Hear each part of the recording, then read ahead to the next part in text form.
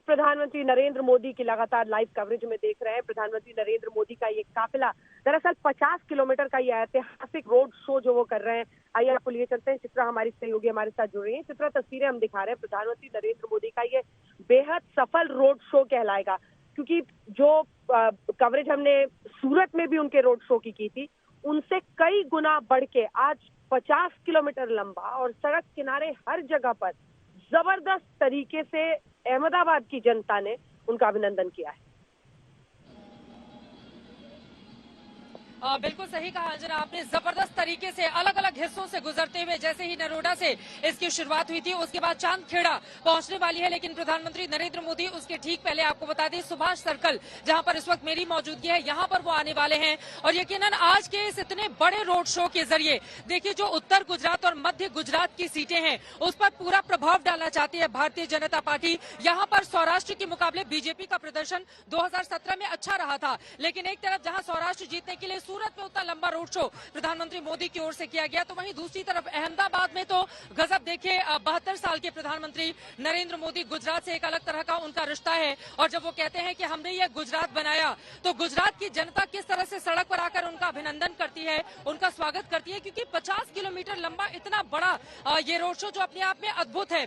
जहां पर आप नजर डालिए चारों तरफ सिर्फ लोग ही लोग नजर आ रहे हैं। हर कोई मोदी मोदी के नारे लगा रहा है, जब तक सूरज चांद रहेगा तब तक मोदी का नाम रहेगा, इस तरह की बातें कहते हुए कार्यकर्ता वहां पर नजर आ रहे हैं। छोटे छोटे बच्चों के साथ महिलाएं भारी तादाद में यहां पर पहुंची हुई हैं, जो नरेंद्र मोदी की एक झलक पाने के लिए काफी देर से इंतजार कर रही हैं। मैं जहां पर सुभाष सर्कल पर मौजूद हूं, यहां पर शाम 5 बजे से ही महिलाएं आकर अपने परिवार के साथ छोटे छोटे नन्हे मुन्ने बच्चों के साथ बैठ गई थी, ताकि वो नरेंद्र मोदी की एक सूरत उन बच्चों को दिखा सके। देखिए सबसे अहम हो जाता है अहमदाबाद की सीट। अहमदाबाद में कुल 21 सीटें आती हैं, जैसा कि पहले भी मैंने बताया अपने दर्शकों को। 15 सीटों पर बीजेपी ने 2017 में जीत हासिल की थी, लेकिन इस बार उसकी कोशिश 18 से 20 सीटों की है। बीजेपी के नेताओं से बातचीत करो तो वो कैमरे पर तो खोलकर नहीं, लेकिन उनका ये कहना होता है कि आम आदमी पार्टी की एंट्री से जो 21 सीटें हैं, जहां पर 3000 से कम मतों से बीजेपी को हार का सामना करना पड़ा था, वहां पर आम आदमी पार्टी की घुसपैठ के कारण बीजेपी को सीधा फायदा होगा। 130 135 से कम पर बीजेपी का कोई भी नेता अपनी बात ही नहीं करता। वो कहता है 2002 का जो आंकड़ा हमारा 127 का था, उसको हम इस बार ब्रेक करने वाले हैं, रिकॉर्ड तोड़ने वाले हैं, और इस बार 130 से ज्यादा सीटें हासिल होंगी, और कुछ नेता तो 150 तक पहुंच जाते हैं। ये विषय अलग हो सकता है, लेकिन प्रधानमंत्री का ये जो कद है, उनकी ये जो तस्वीर है, देखिए यही वो गुजरात है जहां पर साल 2001 में पहली बार नरेंद्र मोदी को चीफ मिनिस्टर के तौर पर नियुक्त किया गया, उनको भेजा गया। उसके पहले कभी भी उन्होंने कोई चुनाव नहीं लड़ा था। पहली बार मुख्यमंत्री के लिए सीधे वो उपचुनाव लड़ते हैं, उसके बाद जीत हासिल करते हैं।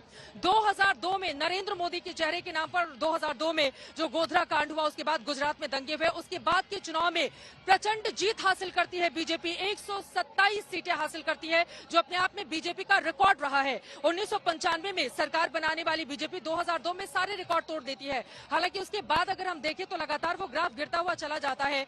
2017 में 2016 के पाटीदार आंदोलन के कारण बीजेपी को अच्छा खासा नुकसान हुआ था, खासतौर से आज जहां पर वोटिंग हुई, चाहे सौराष्ट्र की बात करें, कच्छ के इलाके की बात करें, या फिर दक्षिण गुजरात के इलाके की बात करें, उन तमाम जगहों पर बीजेपी जहां 48 सीटें हासिल करती है, तो वहीं दूसरी तरफ कांग्रेस पार्टी को 38 सीटें हासिल हो जाती हैं। जबकि बीते 3 दशक में अगर हम नजर डालें तो कांग्रेस पार्टी का इस तरह का प्रदर्शन नहीं रहा। 77 सीटें अगर कांग्रेस ने टोटल 182 में से हासिल की, तो 3 दशक के बाद ऐसा हुआ। लेकिन इस बार बीजेपी को लगता है कि न कोई आंदोलन हुआ, न कोई मुद्दा है, सिर्फ नरेंद्र मोदी है एकमात्र चेहरा है। जरा सोचिए, जिस गुजरात में बीते 5-6 सालों में 3-3 चेहरे मुख्यमंत्री के बदल दिए जाएं, पूरी तरह से हटा दिया जाए, पूरा का पूरा कैबिनेट चेंज कर दिया जाए, नए नए युवा चेहरों पर दांव लगाया जाए, बीजेपी के बड़े बड़े नेता चाहे प्रधानमंत्री नरेंद्र मोदी हो, गृह मंत्री अमित शाह हो, उनकी ओर से जो दांव चला गया था, अगर गुजरात की जनता उन दोनों के चेहरे को देखकर, नरेंद्र मोदी के चेहरे को देखकर आंख बंद करके बीजेपी पर भरोसा करती है, तो यकीनन और आज सड़कों पर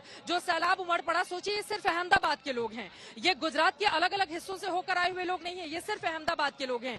ऐसे में अहमदाबाद के लोगों का ये जो प्यार है वो किस तरह से वोटों के रूप में तब्दील होगा, ये बड़ा सवाल है। लेकिन यकीनन बीजेपी के लिए आज बड़ी कामयाबी का ये दिन है, क्योंकि इतना लंबा इतिहास में मुझे लगता है गुजरात में पहली बार ऐसा हुआ होगा जब इतने कद्दावर किसी नेता की ओर से इतना लंबा चौड़ा रोड शो किया गया।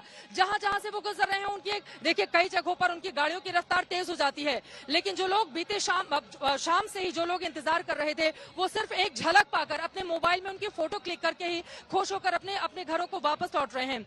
जहां पर मैं सुभाष सर्कल पर मौजूद हूँ, यहाँ पर भी अलग अलग हिस्सों से लोग यहाँ पर पहुंचे हुए हैं। सिर्फ नरेंद्र मोदी की एक झलक मिल जाए, मोदी है तो मुमकिन है, मोदी मोदी के नारे लग रहे हैं और इंतजार किया जा रहा है नरेंद्र मोदी का। मैं चाहूंगी एक बार तस्वीरें दिखाइए पीछे की।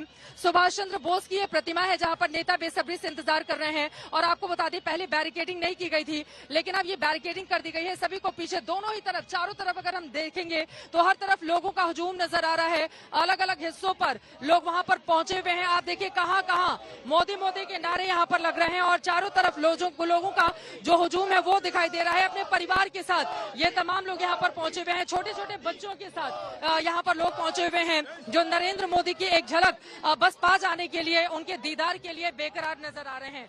यही नरेंद्र मोदी का कद है जो उनको बाकी के नेताओं से मौजूदा वक्त की राजनीति में बहुत बड़ा बनाता है। देखिए नरेंद्र मोदी ने इसी गुजरात में जब 2002 के दंगे होते हैं तो बीजेपी आज भी कहती है कि 2002 के दंगों के बाद गुजरात में पूरी तरह से शांति है।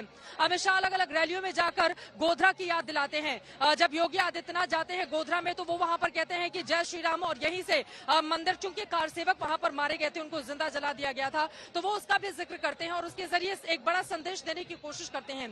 तो एक तरफ जो हिंदू वोटों का ध्रुवीकरण है उसकी भी कोशिश है भारतीय जनता पार्टी की, वहीं दूसरी तरफ आपको बता दें अपने कामकाज की बदौलत, चूंकि अलग अलग हिस्सों में जब हम जाते हैं तो पाएंगे कि महंगाई है, बेरोजगारी है, लोग इस बात को स्वीकार करते हैं, लेकिन जैसे ही पूछो कि क्या सरकार बदल जाएगी वो बोलते हैं कि नहीं नहीं हमें तो मोदी ही चाहिए। ऐसे में आम आदमी पार्टी ने ये जो पूरी ताकत झोंक कर रखी है, या फिर कांग्रेस पार्टी जो कह रही है कि हमें तो मौन समर्थन हासिल है, लोगों का मौन लहर चल रही है और जब जनता वोट करने के लिए जाएगी तो वो कांग्रेस को ही जिताएगी। इन दोनों के दावे में कितना दम है? एमआईएम उन्होंने जिन सीटों पर अपने उम्मीदवार को उतारे हैं वहां पर उनका अपना अलग ही आंकड़ा है, लेकिन नरेंद्र मोदी और बीजेपी में इस नेता का जो कद है इस देश में या फिर इस राज्य में, उसकी काट खोज पाना किसी के लिए भी कहीं ज्यादा मुश्किल है। देखिए नरेंद्र मोदी से जो दूसरी पार्टियों के नेता हैं वो इस बात को सीख भी सकते हैं। 72 साल के नरेंद्र मोदी, इतना लंबा चौड़ा रोड शो आज तक इतिहास में कभी भी गुजरात में नहीं हुआ कि अहमदाबाद के नरोडा एक हिस्से से शुरू होता है और चांदखेड़ा के दूसरे हिस्से में जाता है। नरोडा गांव से क्यों शुरुआत हुई इसकी भी बात समझना यहाँ पर दर्शकों के लिए बहुत जरूरी है, जो दर्शक हमारे साथ अभी अभी जुड़े हैं। देखिए नरोदा पाटिया 2002 के जो दंगे हुए थे उनमें सबसे ज्यादा असर नरोदा पाटिया की सीट पर ही पड़ा था, लेकिन ये वो सीट है जहां पर 1990 से बीजेपी लगातार उस सीट को जीत रही है, इसके बावजूद कि वहां पर मुस्लिम वोटरों की तादाद बहुत ज्यादा है और बीजेपी के खिलाफ ही वो वोट करते हुए चले आए हैं क्योंकि मुसलमानों का वोट बीजेपी को कम मिलता है। नरोडा से उन्होंने शुरुआत की, एक तरह से हिंदुत्व की जो अलग जगह कर बीजेपी इस चुनाव में भी जारी है, क्योंकि कई ऐसे मुद्दे हैं जब वो चाहे प्रधानमंत्री नरेंद्र मोदी की बात कहें या फिर गृह मंत्री अमित शाह की बात करें, कई ऐसे मुद्दे हैं जिसके बलबूते कहीं ना कहीं ये मैसेज जाता है कि दरअसल बीजेपी हिंदू वोटरों का ध्रुवीकरण भी करना चाहती है। लेकिन प्रधानमंत्री नरेंद्र मोदी का अहमदाबाद का आज का ये 50 किलोमीटर का लंबा रोड शो यकीनन अपने आप में बीजेपी के लिए कामयाबी की बहुत सारी कहानी को बयां करता हुआ इन तस्वीरों में खुद ही नजर आ रहा है। तस्वीरें आपके सामने हैं, प्रधानमंत्री नरेंद्र मोदी का ये काफिला बस कुछ ही पलों में पहुंचने वाला है। सुभाष चौक पर हर एक तस्वीर आप तक पहुंचाते रहेंगे।